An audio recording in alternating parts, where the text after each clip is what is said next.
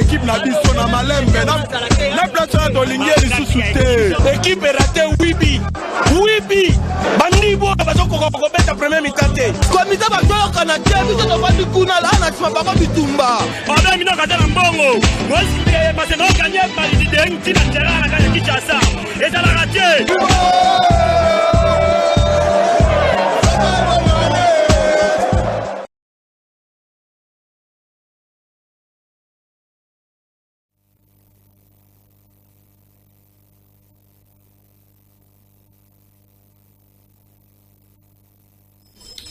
Voilà, bon début à week-end. Nabino Nyon sur la branche na Canal Kin Télévision pour la Kolanda émission sportive. Tout le bel amassa. Nous les 19 mai 2023. Bande Kwatali, merci pour la confiance, paix, fidélité. Oh, vous allez pour ça la émission sportive. Émission sportive, bien sûr. Oh, yo, tout que ça na rendez-vous. Biso Nabino Awa na 13h juste. Bande Kwatali na sommaire ya émission. Ya mukolo les loto kobeta benta masolo na Kwatali bongo. J'ai ya francophonie, un 9e jeu ya francophonie. Ming côté infrastructure sur la semaine image et belle audience au ministre et sport François Claude Bwana Kabulo à Salaki à Yambaki délégation belé natina kaka toujours ya koluka ko bon semaine ba infrastructure et puis descente il y a président de la République Félix Antoine Tshisekedi Tshilombo na basite où ils allaient retenir pour la ko abriter ba Jewana pourquoi pas peut-être à Masola dans Clément Mapembe wa People Kasembele à Sangisa qui va jouer à Nyonso pour la clôturer saison sportive en beauté pour la semaine image pourquoi pas Souksa na ezali bongo ba ibilili ya Jonathan Bolingi Pangi o bon on a quand même l'illustration ba bien équipe mais il y a des rangs babimaki ba champion il y a Super League thaïlandaise. Voilà, sur ce plateau dans un grand moté sur ce plateau nous accompagné na un invité o ezali bongo Michel Mangala mingi go des côté politique mais plus que sport les 5 saragnos surtout sur l'année par rapport à l'infrastructure il y a République démocratique du Congo Michel Mangala en Kokota d'un moment à l'autre on a plateau sur la penza nae na etali bongo la sujet oyo na otiko sabino voilà donc la émission oyo na basango il y a présidence Sengel Koyeba qui est président de la République Félix Antoine Tshisekedi Tshilombo a visité qui mercredi dernier ba différents sites oyo ko abrité 9e jeu ya francophonie dans le stade de Martyrs stade Tata Raphaël et puis na oyo ezali bongo c'est il y a hébergement il y a ba clé na clinique tout le monde on a campus à l'université à Kinshasa. Quand total a juste descente naie na stade Tata Raphaël de la quiétude.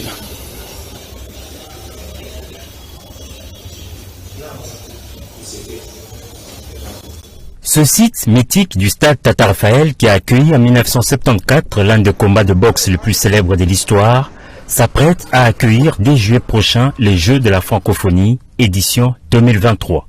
Pour sa deuxième visite sur ces sites après celle d'avril dernier, le président de la République est revenu pour s'enquérir personnellement de l'évolution des travaux. D'abord au village de la francophonie, cet espace devant héberger les athlètes et les artistes. Le chef de l'État, Félix Antoine Tshisekedi Tshilombo, accompagné du Premier ministre et de quelques membres du gouvernement, ont eu des explications sur l'exécution des travaux. 7 immeubles sur 15 ont déjà été élevés et les ingénieurs sont tenus à parachever les travaux. Des instructions fermes et précises leur ont été données par le chef de l'État. Et le site du stade Tata Raphaël, à quelques encablures, a été également visité par le président de la République. Chargé d'histoire, ce stade devra accueillir une partie des compétitions sportives. Le chef de l'État qui tient l'organisation à Kinshasa de ces grands événements majeurs de sport et de culture dans l'espace francophone a exhorté les prestataires à doubler d'efforts afin de tenir sa promesse. Cette arène entend aussi recevoir sa pelouse synthétique. La salle de compétition de judo et de lutte libre est quant à elle quasi achevée. D'une capacité de 1500 places, elle n'attend plus que l'acquisition des sièges appropriés et l'installation d'une climatisation centrale. Ces explications ont été données aux garants de la nation très attentifs et qui a tenu à se rassurer même des moindres détails. Le compte à rebours a sonné et chaque minute compte désormais. Et pour le chef de l'État, ces Jeux de la francophonie doivent se tenir à Kinshasa et dans de meilleures conditions possibles.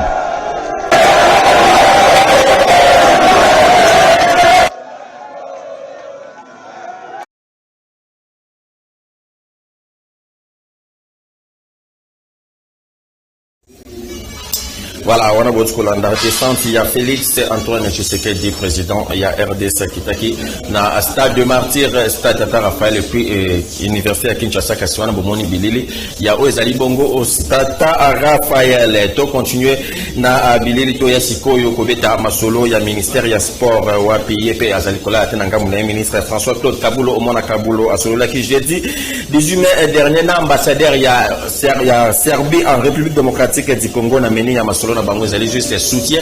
Il y a à Serbie, na RDC, pour organiser le 9e GIA francophonie, na Ndenge ya Malam Tolanda. J'ai visité aujourd'hui son Excellence, Monsieur le Ministre, pour recevoir des détails nécessaires pour organiser l'arrivée de notre équipe. Donc alors, on a parlé de l'état actuel de l'équipement indispensable pour l'organisation de ça, et on a parlé des conditions que certaines équipes et certaines délégations qui viennent de l'étranger doivent remplir pour être dûment présentées et accréditées ici au Congo.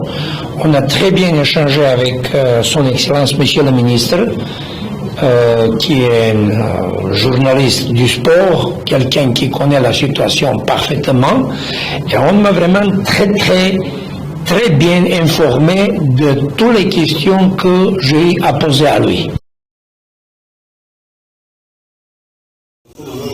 Voilà, to continuer na émission na bilili to tika toujours na ministère ya sport kuna ministre ya sport ala qui sous-souté le même jeudi François-Claude Kabulo ndena na pima quitté à solo la qui les sous na délégation ya société Milvest objectif il y a audience accordée bango ezali bongo possibilité ya révision ya façade ya stade de deux martyrs de la Pentecôte cause à la plus attractif Tolanda.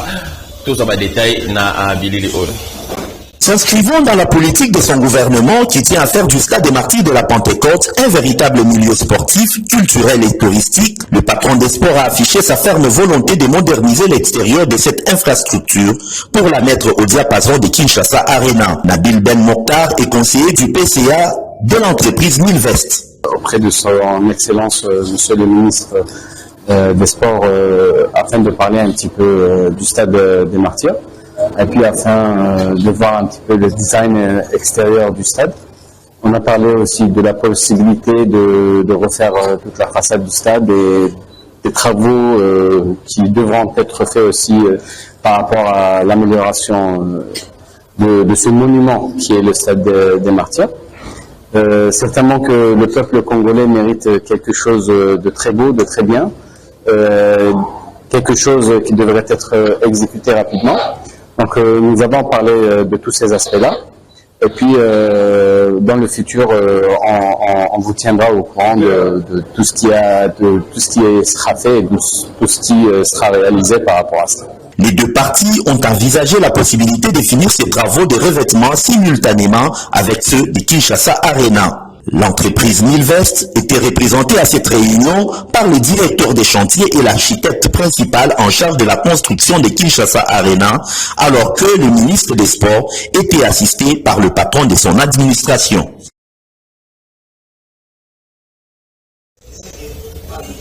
Voilà. Totikala toujours dans le ministère des Sports, ministre François-Claude Kabulo, hier à Otiko Solola, les choses dans la société Moko Oyo, firme Moko française, na kombo ya Bonim Active, ezali bongo firme française Oyo eye, pour la Solola Koluka Kotala, comment pour réhabiliter stade Vélodrome et Yakitambo, tout ça va détail. Dans le souci de participer au développement du football de jeunes en République démocratique du Congo, la firme française Bonimatid promet de rénover le stade Vélodrome de la commune de Kintambo. Conduit par l'ancien Léopard Santos Mutubile, les responsables de Bonimatid ont expliqué au ministre des Sports et Loisirs les plans d'exécution des travaux. Il était question d'expliquer pourquoi effectivement on est intéressé par rapport au stade Vélodrome. Ça a été surtout d'expliquer d'abord la vision de Bonim.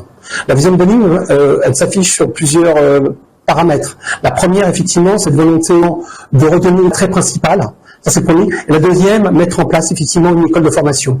Donc, Ces deux choses sont quelque chose qui sont liées et sur lesquelles nous apportons beaucoup d'importance. Qui va préfinancer ces travaux? On a effectivement un préfinancement sur lequel nous on va effectivement mettre en place tout de suite, mais c'est un accord après que je verrai effectivement avec le ministre en question. Pour rappel, la société Boni Matid était du nombre des entreprises sélectionnées pour la construction des infrastructures du Mondial 2022 au Qatar.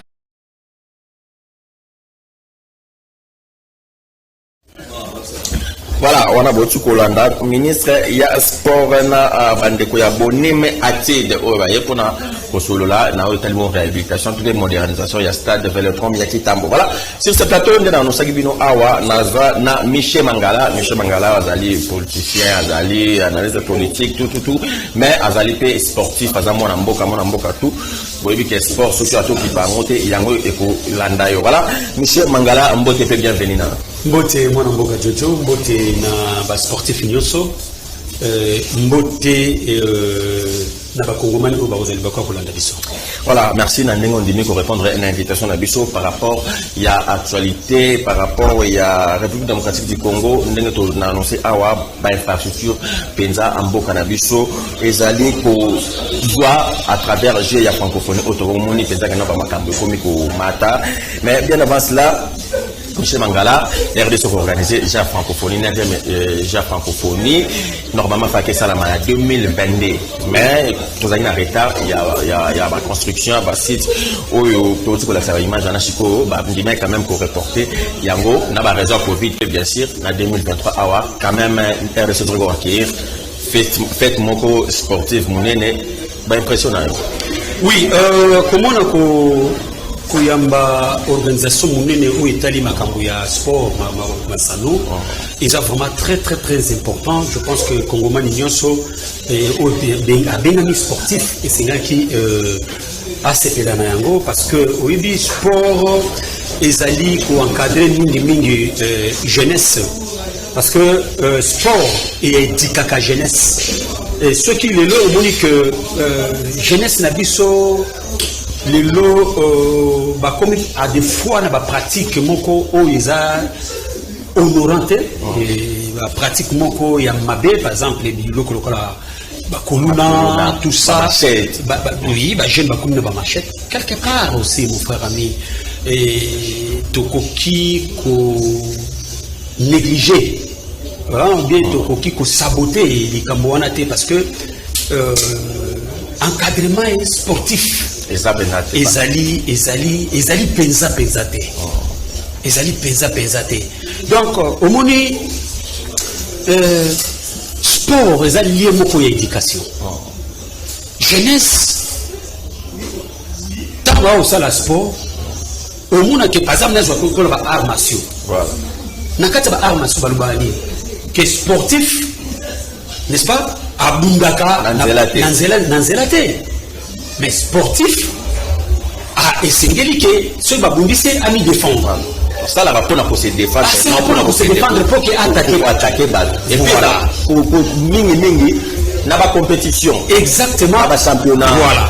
Donc sportif, un sportif, nous tous ça sport. Alors ça d'abord un pour na mboka na ye, et pour na ye beaucoup pour la santé na ye, pour la corpulence na ye et pour na mboka. Le logo ceux qui sportif accueilli na championnat moko par exemple à Teko Bunda Bitumba Abundi Bitumba Alongi on est déjà allé Yamboka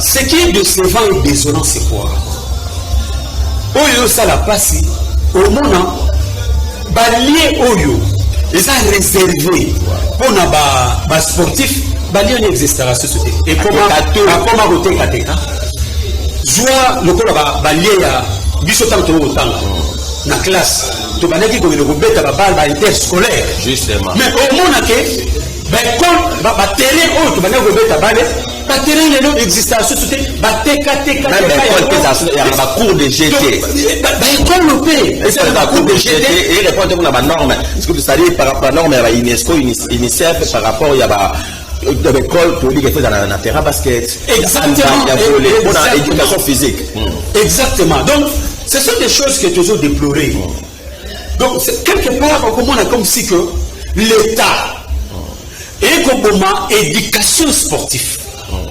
Sportive plutôt. Ekoboma éducation sportive. Le loyo bana na biso bakomi ba voyou. En tout cas, bandeko esengi ba limbisa ngana expression na bimisi. Terme on a bimisi parce que tu constaté phénomène mon posé ça manakata mboka. Phénomène kuluna. Et so tel yango.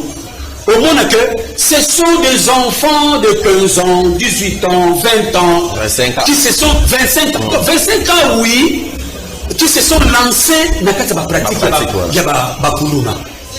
n'est-ce pas? Et moi personnellement, je ministre du sport. Moussala Nayani, Kouloutou Nanga Kaboulou.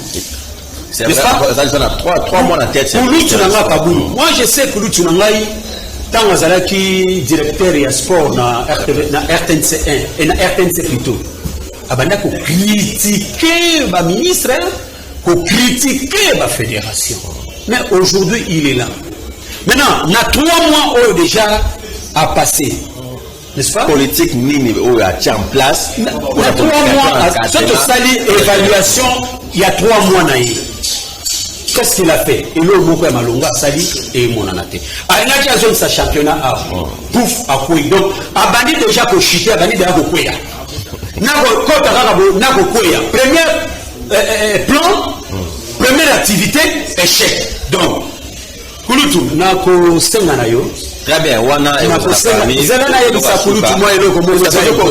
continuer. Tous en autre na suka émission. Wana vous ana kosenga et vous avez fait parmi ba éléments suka to continuer na émission na ba image les temps au pema muketo beta masolo ya Jido wapi Freddy Soumaele azalaki na stage de martyr wapi coordination nationale ya Jido konaji et organisaki séminaire moko renforcement capacité na ba Léopard Jido ezaki du 16 au 18 mai dernier, oui, ezaki animé na arbitre international angolais, expert en judo, tolobi bongo maître Didier Bopore, ancien ya club Sen au Sen. Tout ça, Bilili ya Freddy Soumaele.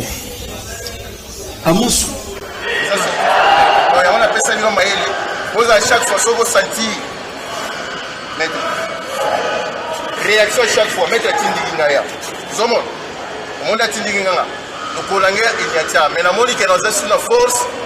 Il y a besoin de qu'est-ce que je peux faire? À jouer parce que il dit que forme opposition à Kangelinga, il y a une zone à dire. Donc, ce qui peut la salle réaction technique, il faut la bima, mais la bima, sa réaction technique. Donc, et autre chose, on va dire toujours dans ma fausse position. Même chose, on a à Katibé. Angola. Tout le monde a quelques bairros basés sur le plan tactique d'arbitrage pendant la compétition. Donc il y a un motouya il y a séminaire où tous travaillent là-bas.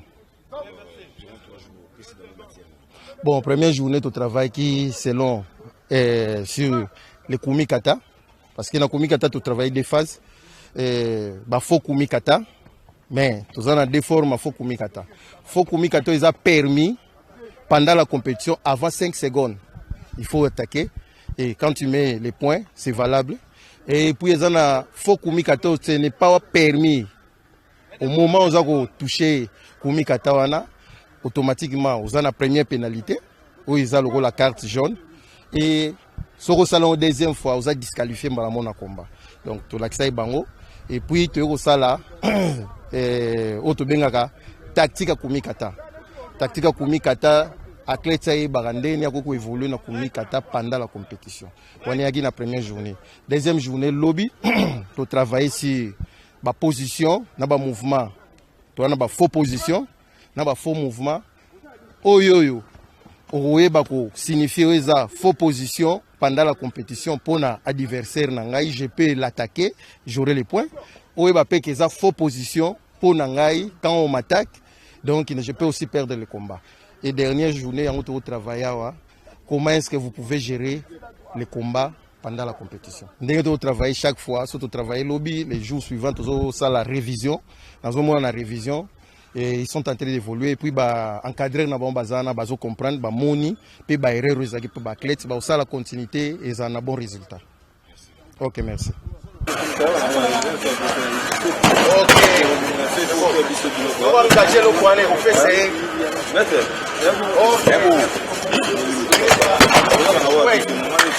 Jouez. Voilà, on a évacué séminaire. Il y a judo au maître Didier Bokore à Nimaki du 16 au 18 après un stade de martyrs qui est organisé à Konaji. Voilà. Tozongi na Michel Mangala avant tout beta masolo ya football Michel Mangala les toujours le par rapport à l'infrastructure. Tout le monde quand même comme j'ai à francophonie et il y a quand même qu'on tire absolument quand même na norme oui, c'est infrastructure na vision stade des martyrs, stade Tata Raphaël, mais et Zakaka, par rapport à la République démocratique du Congo, na comme chose à la net francophonie, organiser des villages moko na maloko, un village à francophonie, tout compte par organiser na province pour permettre de la province et se développer côté infrastructure. Mais ndeko biloko nga lengi ko lobande yango déjà c'est obimisi. Awa na ko condamner le conseiller Isidore Kwanzate. Parce qu'il y a malgré la chapeauté, à côté situation, Oyo et Sengeli, le moyen à chambarder, moyen à bouger en gros sur ses activités pour le temps, et Sengeli qui a avancé dans le sens où il va prédécesseur naïe, va l'évacuer comme option. Batunde à condamner Awa et Ali va précédent naïe wana. Bah oh bah qui charge l'imotion naïe. Parce que au moment na bamboka mboka ali sérieux, n'est-ce pas? Et c'est vrai que balu kaloko la site moko par exemple atana maluku kuna atana maluku te mais quelque part oyozali ba exploitana noté batongi site moko durable oyo servir les années et des années lokola mobutu asalaki na cité ya Oya. Voilà. Au moins cité à Oya. Aujourd'hui, cité on les a servi Mboka. Bapaya de marque au Bazakoya, président de la République Mboka Bapaya, façon Babouak, la cité à Oya. Mais ici, du fait que les gens sont bourrés à la recherche de l'argent, Bazoli n'a pas créé zizani moko pour que de façon que Bastika na Bambo na poche na Bango, quand ça la batterie va préfabriquer. Mais dans le départ, le président de la République a fait sa coup d'envoi. Il fallait normalement batonga citer mon président et à abriter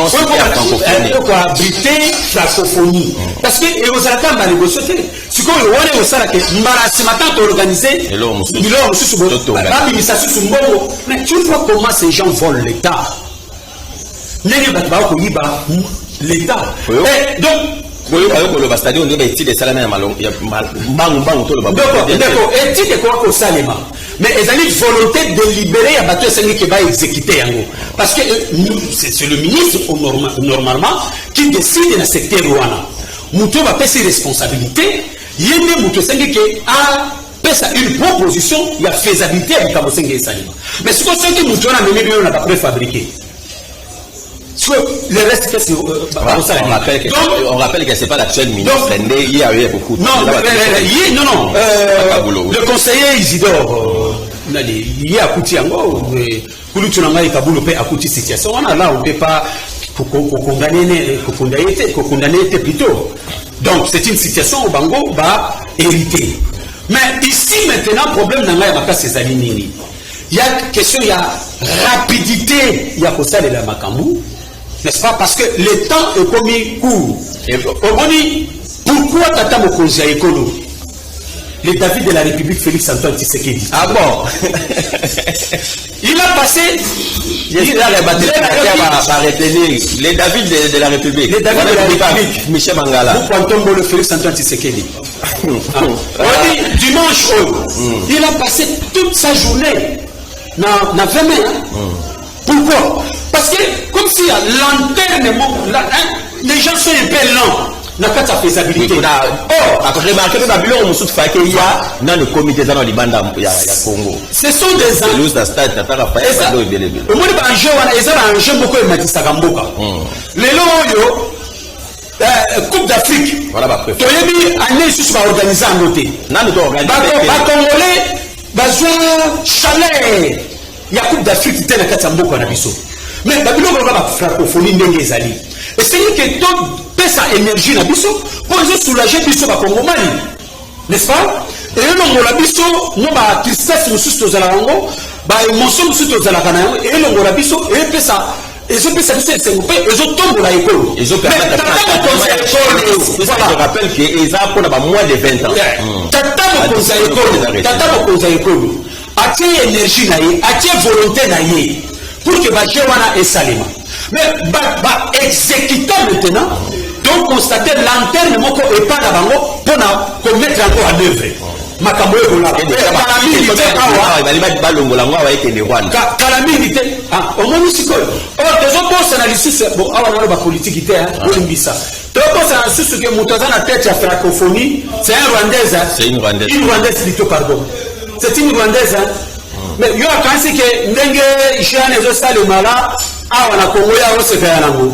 Ya linga a profiter de la faiblesse la biso pour que bazongwa memango na Rwanda. Mais aussi mbaté soko yebisa bandeko ba ko sala musala va renforcer l'énergie na bango parce que ba jewana esengeli yesalema. Ba mona ki volonté ya tata mokonzi ekolo. Le David de la République Félix Antoine Tshisekedi. Akiti a fini toute la journée. Pourquoi? Présence naïe. Et là, qui sait que les Congolais sont derrière lui pour que Jewana ait Salima. Mais ceux qui Jewana ait Salimité, nous, moi personne, moi là, Michel Mangala, je serai le premier à mobiliser les gens contre le bateau. Nous sommes dans la organisation et c'est une qui va tirer ça va. Donc, au moment de Jojo, pourquoi tenir na Jewana, il faut Salima. Parce qu'ils ont pour éduquer jeunesse. Au moment jeunesse a espoir il y a lobby. Au moment tant bango baza ko se donner que ça va Jewana. Bazo joie une dimension il y a éducation, il y a culture, il y a moka. Et qu'est-ce qu'il fait? Ils ont pour motiver bango davantage pour que porter encore le meilleur dans l'avenir. Donc, ce qui le lot, il y a moins de salinité. Au moment que cette histoire-là est exposée jeunesse Nabiso. Puisque et ça, on a deux versions. Exactement. On a culture. Exactement. Donc, génial, nerf, biloko belé. Exactement. Ils ont poussé jeunesse Nabiso à quoi apprendre, n'est-ce pas? Ils ont poussé jeunesse Nabiso à accélérer les sous-temps le bon. Mais si on est là, ceux qui va freiner en haut, parce que ça n'a pas un bongo, en tout cas là, ça ne va pas. La jeunesse. Donc, bango de la base à côté de la jeunesse, pas que nous simba beli, pas que alors,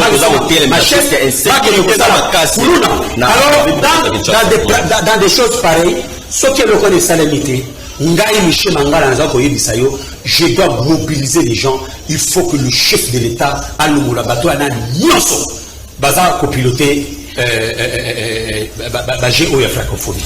Merci Michel Mangala, le chef de l'État, Tata Mokonzi Ekolo, Nazako s'est référé à Martin Fayulu, mais du coup, Michel déjà ça la transfert. Non, voilà, la politique voilà, Michel Mangala, tu évolué, tu bêta masolo, à dernière de monter ma pembe wapi président de la coordination à Yango, Paul Kasembele, Sangi Sagi va jouer à Nyonso, il y a dernière monter ma pembe au Batigala qui bien sûr, papa, Bao Bazali na sanction, de Bazali na suspension, à Sangi Sagi Bao. Batikala qui ba 6 championnat tout le babona équipe ya dernier club monté ma pembe succès bon pour clôturer en beauté saison sportive de l'ina foot wa pia lia qui peut assurer na bango pa ça qui bango ba prime et a prometaki na bango ke baninga na bino bazali libanda na koyamba bango pe akosola pe na bango ko pe sa bango pe ba prime na bango to landa Et ça c'est maintenant C'est bon, c'est Simba. Et infiniment. Dengue pour se déplacer. Oui, on a tout passé ces petits moments ensemble. Normalement, je crois que dernière rencontre qu'on a eu dans Angola, et ceux qui viennent, et ceux qui sont pour quand même le temps, il y a tout vendre ensemble. Et puis, tous en temps, pour partager ne fût-ce qu'un père, pendant au niveau de la Coupe d'Afrique, ça fait longtemps que les rings est commis place 1. Mais vraiment, moment où il y a des conditions bien, on a surtout participer à ça. C'était ça mon souhait. mais vous constatez que balinga mosusu bazali te ezali mpona volonté na nga te eza ndenge wana mais bango baza te ce sont mes enfants ils restent et ils resteront mes enfants moko nakutana bango nakoyamba bango nakoswana bango bango mpe bakosepela ndenge bino mpe bosepeli. Alors pour l'instant tozokende na esprit mosusu oyo tozolinga na image équipe ifo ezala nango. C'est pour ça je tiens beaucoup ya koyebisa bino edering oyo tozokende nango ya liboso vraiment oyo etikali ezala vraiment le passé oyo tokende nango ezala dering moko exemplaire et discipliné. Condition na ngai liboso epa na bino bajoueur na bacoach condition vraiment ya liboso yali discipline soki discipline yali oyokana très bien soki discipline eza te ozala malamu te.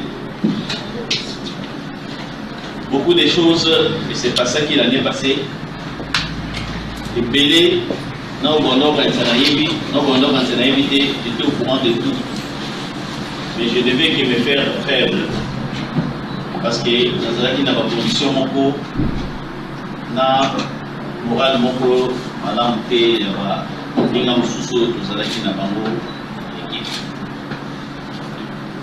mais ce n'est pas pour ça tokutani lelo tokutani mpona kosepela na niveau de komaki na Coupe d'Afrique.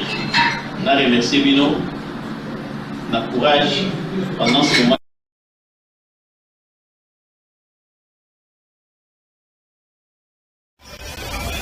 Voilà, wana botu komona Paul Kasembele oyo asololaki na bajoueur nyonso ya Daring Club Motema Pembe pe pesaki bango ba prime na bango ya kosi ya fait ya saison et puis aprometaki na ba oyo bazali na sanction bakozwa pe ya bango ba prime bona botu kolanda na kona ye moko président ya coordination ya Daring Club Motema Pembe kasi bolimi se muteko na qualité ya ba image wana za ndenge euti na niveau ya service de communication ya ado ya bana adora. Voilà, to continuer l'émission de beta sikoyo masolo ya loisir pour avoir communauté Asbel et fan de Limabe babetaki match moko ya loisir en mémoire ya ba forces armées na journée où ils a dédié pour ba forces armées le 17 mai. Asbel et fan de Limabe et betaki na association les Bouba match de betabaki na avec terrain Oudjana score final 4-0 pour na ba poulain ya maître Benita Kiwa Tolanda.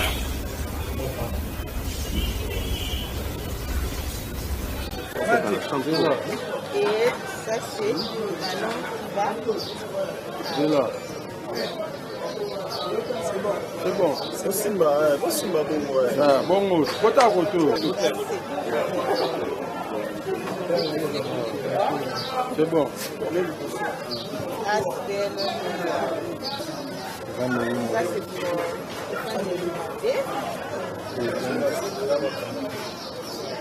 c'est bon. Bien.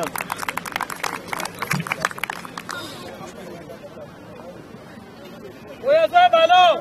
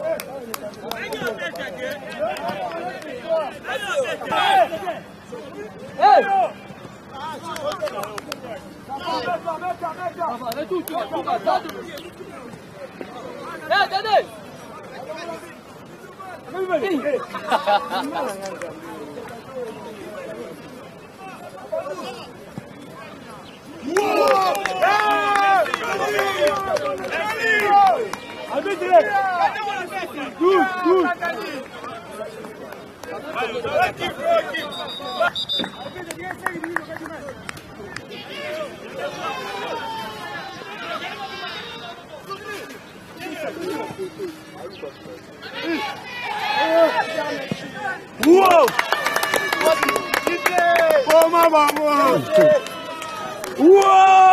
Et dans un cadre de divertissement, aujourd'hui étant un jour férié, au lieu de rester à la maison à ne rien faire, nous avons préféré venir non seulement nous divertir, mais pouvoir nous exercer, comme on dit, un esprit sain dans un corps sain.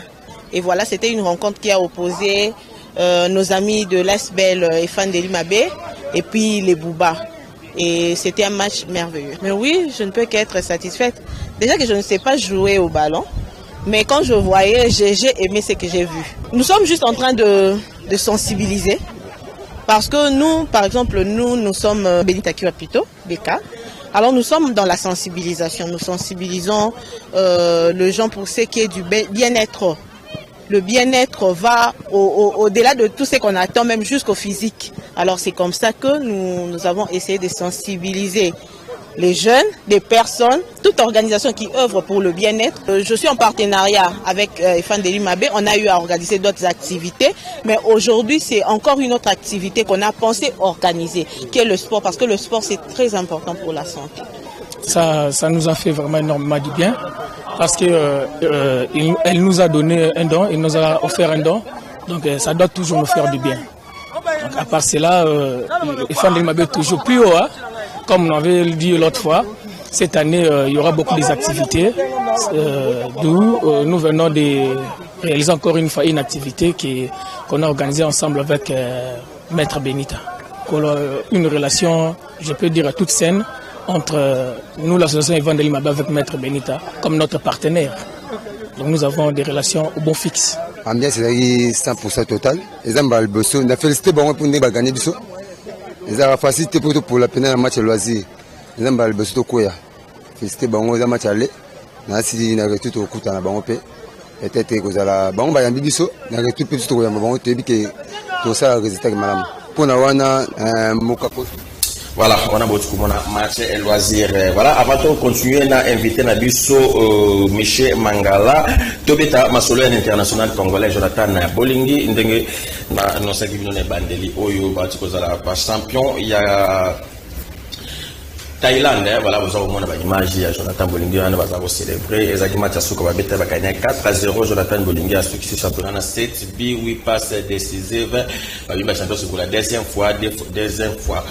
Voilà, Jonathan Bolingi a Birram United de Balangisa, statique, na niveau de championnat, on a depuis Jonathan Bolingi a mis 2 fois champion, voilà, ça fait du bien.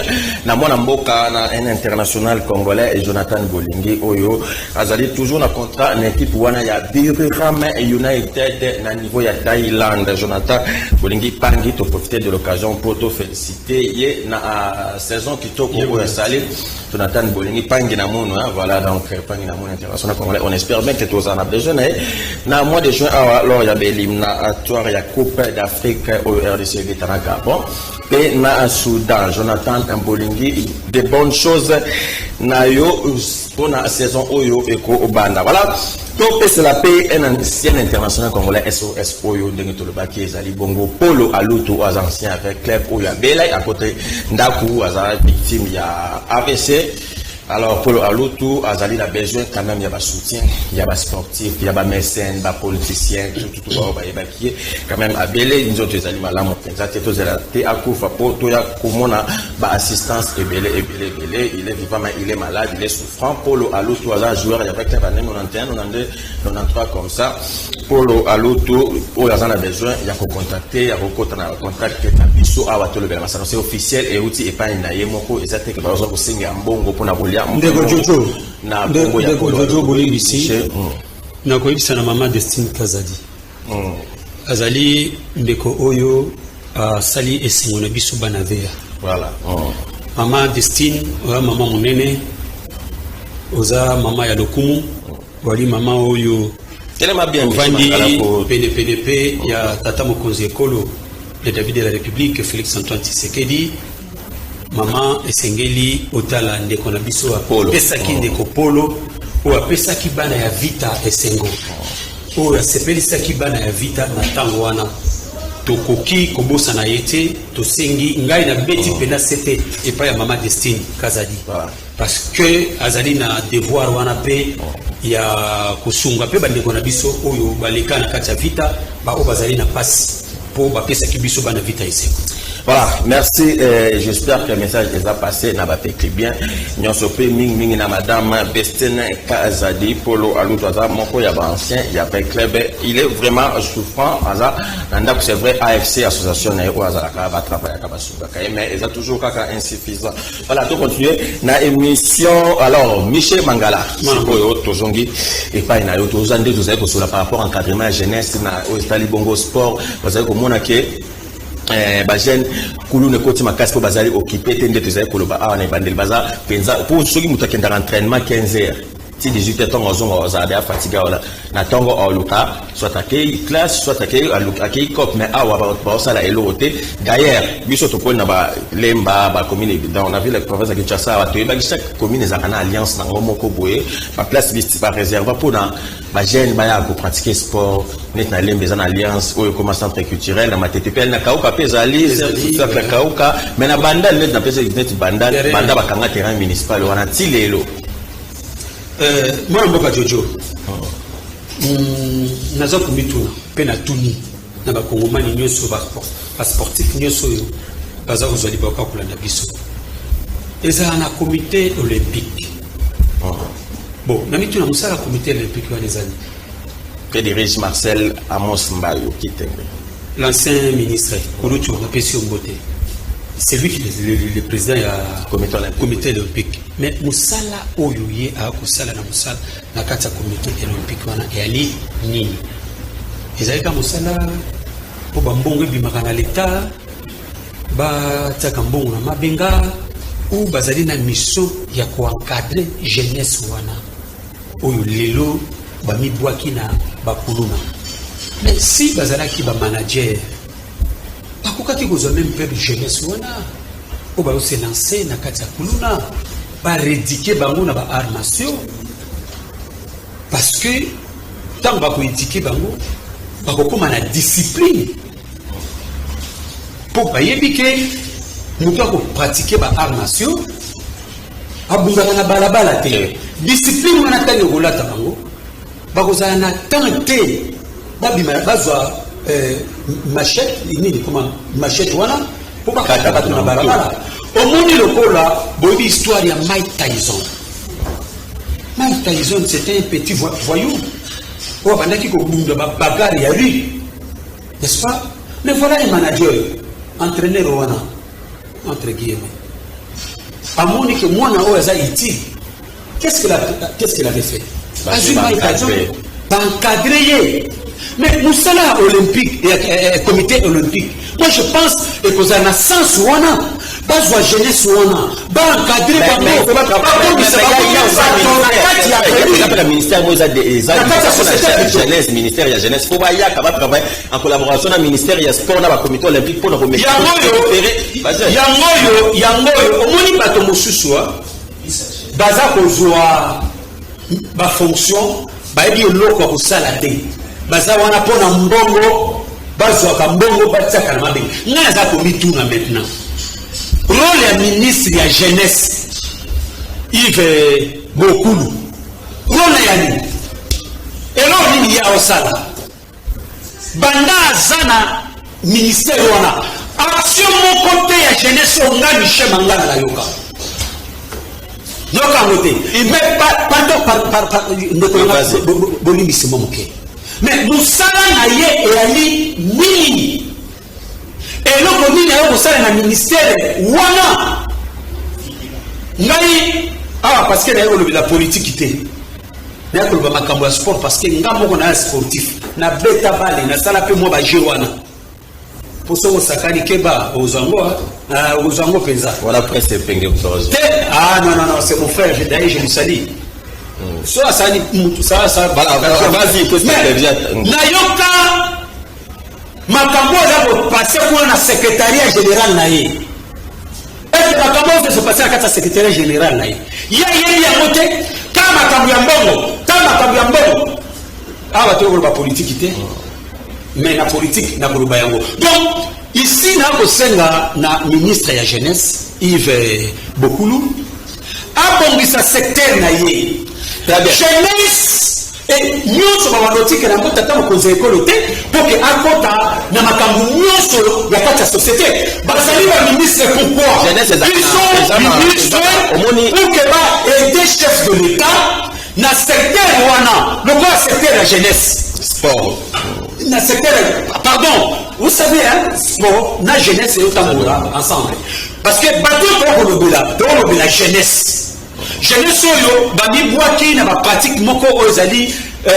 acceptable te na kata ba kuluna mais lui le ministre il doit avoir les initiatives il y a travailler même dans le comité olympique il y a travailler même dans le ministre il y a sport pour tout ça va encadrer jeunesse la jeunesse c'est ça dans la rue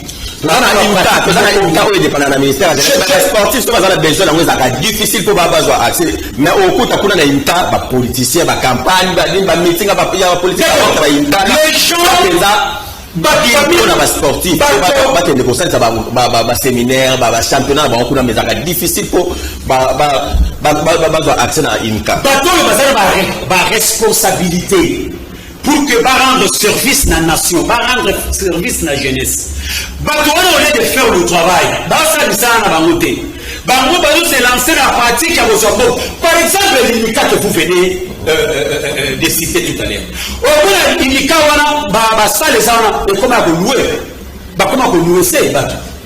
Et comment terrain basket la campagne ça conserver tout ça c'est pourquoi pour que bon la poche regardez prenons par exemple terrain en GD à Limba on a suivi les alawako tout est dans makambo dans le terrain bachango synthétique mais quel est kotala état ya synthétique wana ninge comment ozoki ça mais malwani soko kweka terrain oyo ya bandalungwa terrain bandalou si le deux a un problème si c'est un côté quel est le terrain aux à côté il y a comment on appelle ça encore côté il y a bon marché terrain les noms échappent côté bon marché chaque synthétique pour la il faut au foot à Misolo les habitants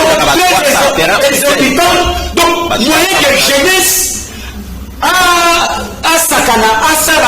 créé biloko exalité donc battere nyonso oyo jeunesse akokaki kobeta bale kosala baarmation tournoi terre nyonso batekateka prenez le cas zaa wana première na bakoma HJ et ça tout est football oyo baje kasuya bakobeta bale bakosala baje tout ça bateka donc tu vois que bon ma jeunesse tinda jeunesse ça va pratique moko oyo toujours accepté te baza ko déplorer aujourd'hui ya kuluna pourquoi jeunesse ça sur na likambo ko sala te azali na place ko sakana te place ko beta jeunesse comment maintenant tokozo ba bon sportif tokozo ba bon lutteur tokozo ba bon joueur tokozo ba to ba pratiquer ba armaso baliona basiti wana nyonso wana baboma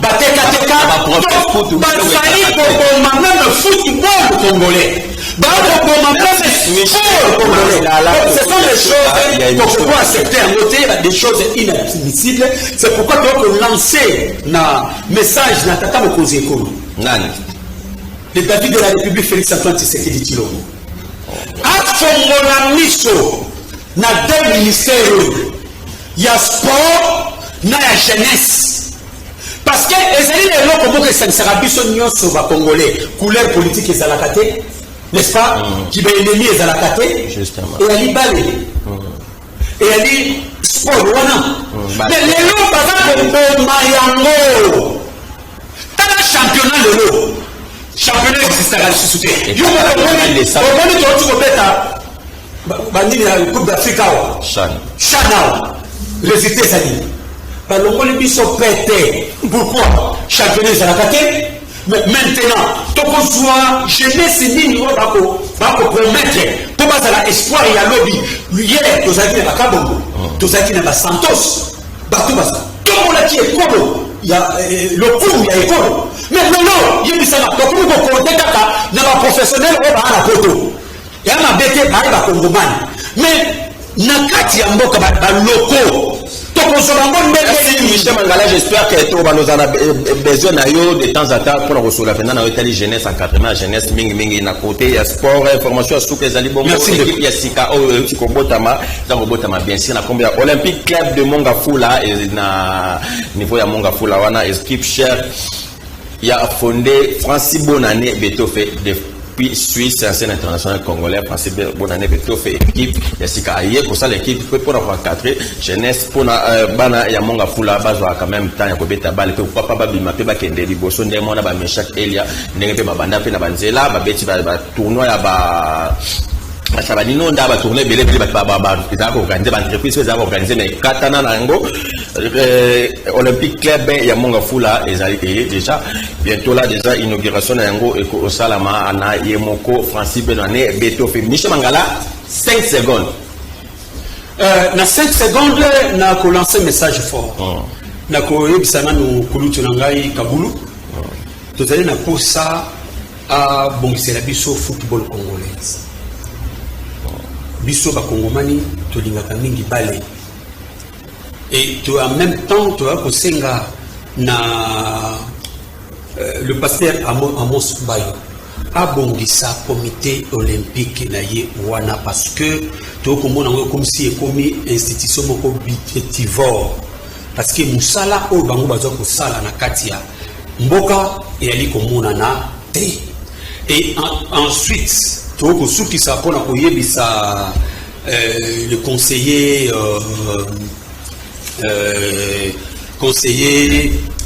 comment il s'appelle encore Isidore quoi ça va gérer la francophonie gérer la francophonie to ko yebisa ye asana lombango acha bande ko na pression pour que tous allez na posa ba jewana et salema. Merci Michel Mangala. Merci Michel Mangala to suki zibena dans cache ba longoli rediffusion émission tout à l'heure na 18h15 bobo santé pe ezai na YouTube na biso kana kin télévision numéro mususu lundi na Yannick Njoki bon début à week-end na bino nyonso ba yebolanda ki biso merci. Merci.